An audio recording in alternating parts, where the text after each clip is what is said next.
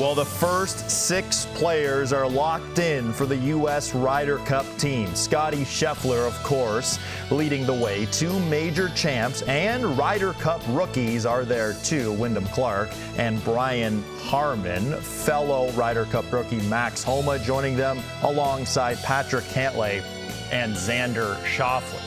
Now, Schauffele, of course, bumped Brooks Koepka, who was an automatic qualifier prior to last week's BMW. So Koepka will have to rely on captain Zach Johnson for a captain's pick. Of course, Koepka won the PGA Championship, tied for second at the Masters. But, Mark, if you were Zach Johnson, is Brooks Koepka on this team? I think you have to pick him if I was the captain. I mean, he's the PGA champion. I think he's earned a spot here. The reason he's not an automatic qualifier is just he doesn't play enough golf in events that give you qualification points. That's the bottom line. You go over to live and you just don't earn points. That's just the way the system works, whether you believe in it or not. That's the way it is. That's also the way it was when they decided to leave. So you can't cry over spilled milk. Decisions have consequences.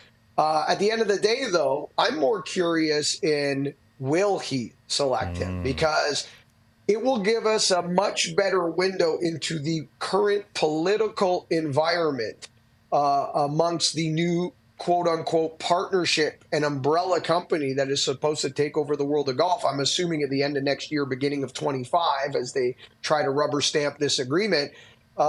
Something tells me, Adam, even though I would put him on the team, I got a feeling that maybe that pick's going elsewhere. Maybe this is the wiggle room Zach Johnson needed to add Justin Thomas and put together Spieth Thomas in Tucson. Okay, interesting. Bob, do you think Zach Johnson will pick Brooks Koepka?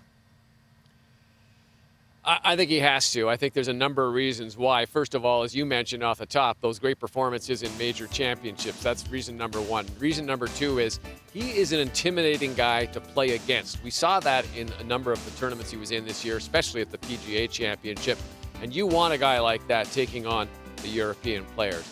And the third part is, if you don't pick him, he's the 7th player on this list right now. If you don't take him and you take someone who's down at 14th or 13th or 15th, somewhere down there, what are you saying to this? You're going to create a political mess, as Mark pointed out, and that is going to be a theme that's going to run through a lot of your press conferences, a lot of parts that you're going to have to deal with in the lead up to actually teeing off.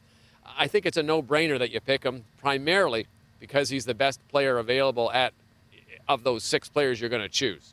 Well, Koepka is 6-5-1 in his career with the U.S. at the Ryder Cup. Zach Johnson will make those captain's picks next week.